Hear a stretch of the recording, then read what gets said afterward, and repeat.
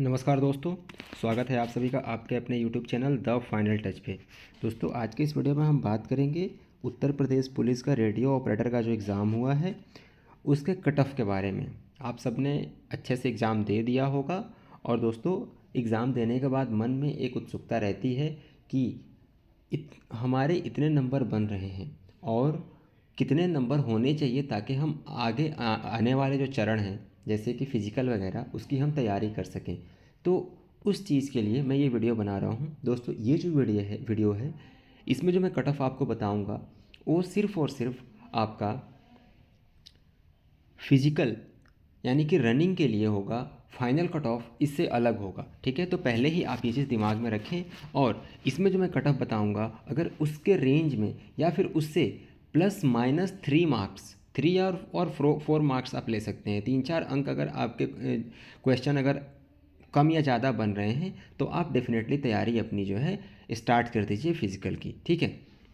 दोस्तों, इसमें कई सारे फैक्टर्स होते हैं जिनको देखा जाता है, जैसे कि नंबर ऑफ़ एप्लीकेंट कितने हैं, कितने सीट्स कितनी हैं, क्वेश्चन का डिफ़िकल्टी लेवल क्या है और पेपर कैसे हुआ है। ये सब चीज़ों को देख करके ही ये डिसाइड किया जाता है कि कट ऑफ क्या जाएगी।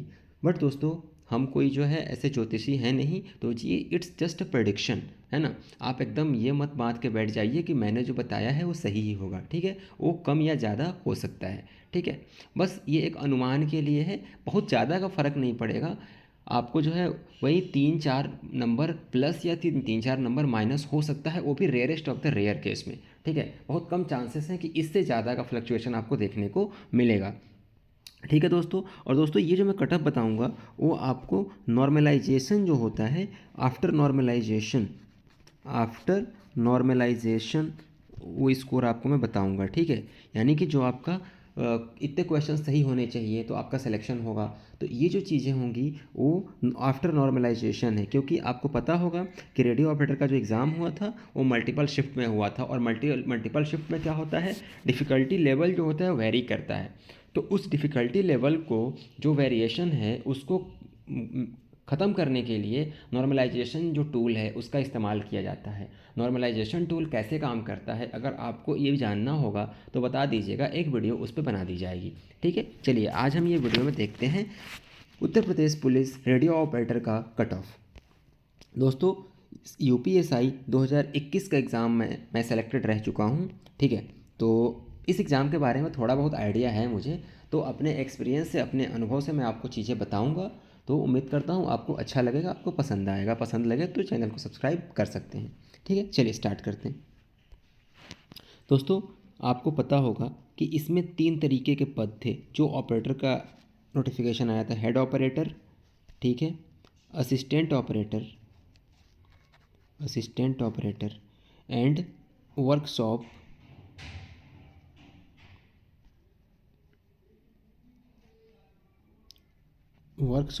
हेड, ठीक है। तो अब इसमें दोस्तों आपका जो हेड ऑपरेटर है इसमें टोटल जो सीट्स थी 936 थी, इसमें 1374 और इसमें 120, ठीक है। तीनों की एलिजिबिलिटी डिफरेंट थी, ठीक है। तीनों की एलिजिबिलिटी क्या थी, डिफरेंट थी। और हमने जो डाटा देखा है इसका, तो सबसे ज़्यादा जो एप्लीकेंट ने अप्लाई किया है वो असिस्टेंट ऑपरेटर के लिए किया है, ठीक है। सबसे ज़्यादा एस्पिरेंट जिन्होंने अप्लाई किया है वह असिस्टेंट ऑपरेटर के लिए किया है, ठीक है।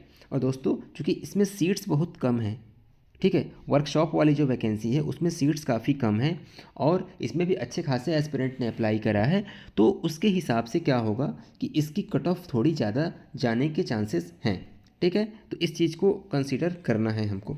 तो बहुत सारे फैक्टर्स मैं फैक्टर्स आपसे डिस्कस नहीं करूँगा, मैं सीधे सीधे कट ऑफ बता देता हूँ, क्योंकि आपका अभी क्या है कि यूपी कांस्टेबल का एग्ज़ाम कैंसिल हुआ है, उसकी भी तैयारी करनी है।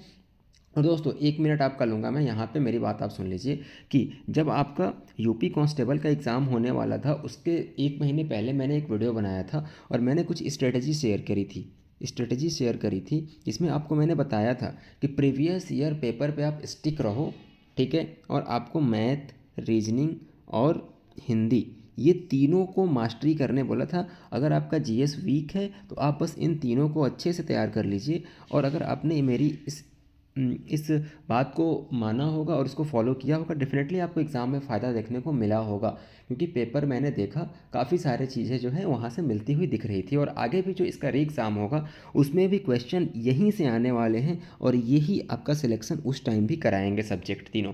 ठीक है, तो प्रीवियस ईयर को अच्छे से सॉल्व करिए, अच्छे से फॉलो करिए, घोल करके पी जाइए उसको, लेकिन कैसे भी तैयार कीजिए। जीएस भी छोड़ना नहीं है, लेकिन मैथ, रीजनिंग और हिंदी पे एक्स्ट्रा फोकस रखना ही पड़ेगा आपको। ठीक है, क्योंकि ये तीनों सब्जेक्ट कम एफर्ट में आपको ज़्यादा आउटपुट दे देते हैं। ठीक है, तो चलिए अब हम बात करते हैं कट ऑफ आपका जो ऑपरेटर एग्ज़ाम है उसके लिए। ठीक है, कट ऑफ जिसके लिए आप वीडियो देख रहे हैं दोस्तों, ये कट ऑफ सिर्फ और सिर्फ जो है आपका फिजिकल के लिए है। फाइनल कट ऑफ इससे जो है 2 4 5 नंबर ज़्यादा ही होगा। ठीक है, तो चलिए आपका जो हेड ऑपरेटर है, head operator, assistant operator and workshop head, इसके लिए आपका देखिए जो यूआर का कट ऑफ रह सकता है, जो अनुमानित है, ये आफ्टर नॉर्मलाइजेशन है, इस चीज़ को ध्यान रखिएगा। अगर आपके 108 से लेके 110 क्वेश्चन सही बन रहे हैं, और अगर आप जनरल कैटेगरी से हैं, देन डेफिनेटली आप इस एग्ज़ाम को क्वालिफाई कर रहे हैं। ठीक है, असिस्टेंट ऑपरेटर के लिए अगर आपके 112 से लेकर के 114 113 क्वेश्चन तक सही बन रहे हैं, देन आप ये एग्ज़ाम क्वालिफाई कर रहे हैं। वहीं वर्कशॉप हेड के लिए कंपटीशन थोड़ी सी ज़्यादा हो जा रही है, क्योंकि सीटें कम हैं, तो यहाँ पे आपके अगर 122 से लेकर के 125 नंबर तक इसकी कट ऑफ जा सकती है। ठीक है, 122 से लेकर के 125 तक इसकी कट ऑफ जा सकती है, इस चीज़ का ध्यान रखें। ठीक है, तो ये यूआर की कट ऑफ है, यानी कि अनरिजर्व कैटेगरी के लिए 108 से 110, 112 से 114 और 122 से 125। ठीक है, क्योंकि इसमें सीटें बहुत कम है, ये लास्ट वाले में सीटें बहुत कम है, तो इसलिए यहाँ पे थोड़ी बहुत कंपटीशन जो है थोड़ी ज़्यादा हो जा रही है। ओके, सबसे ज़्यादा कैंडिडेट्स ये असिस्टेंट ऑपरेटर के लिए भरे हैं, लेकिन यहाँ सीट्स कम होने की वजह से कंपटीशन थोड़ा बढ़ जा रहा है। अब हम बात करते हैं यूआर के ओबीसी कैटेगरी के कैंडिडेट्स के लिए। तो देखिए आजकल हो ये गया है कि ओबीसी और यूआर में कोई बहुत ज़्यादा डिफरेंस नहीं है, तो जो मैं ओबीसी और ईडब्ल्यूएस का कट ऑफ बताऊंगा वो लगभग सेम ही होने वाला है, पॉइंट में ही डिफरेंस देखने को मिलेगा आपको फाइनल कट ऑफ में भी। तो ये जो रहेगा आपका हेड ऑपरेटर के लिए 106 नंबर से 108 नंबर, असिस्टेंट ऑपरेटर के लिए 110 से 112 नंबर, और ये इसके लिए 119 नंबर से लेकर के 121 नंबर, ये ओबीसी कैंडिडेट्स के लिए कट ऑफ है, आप यहाँ से देख सकते हैं। ठीक है, अब बात करें एससी एसटी के लिए, तो देखिए दोस्तों एससी एसटी के लिए बहुत ज़्यादा सटीक प्रेडिक्शन करना थोड़ा मुश्किल है, लेकिन जहाँ तक मेरा अंदाज़ा है कि हेड ऑपरेटर के लिए 100 नंबर के आसपास रहेगा, असिस्टेंट ऑपरेटर के लिए 104 नंबर के आसपास रहने वाला है, और वर्कशॉप के लिए 108 या 110 नंबर के रेंज में ये कट ऑफ रहने वाली है। ठीक है, इसमें सबसे ज़्यादा कट ऑफ जाएगी ही जाएगी, आप देख लीजिएगा। तो ये एक अनुमानित मैंने कट ऑफ बनाया है दोस्तों।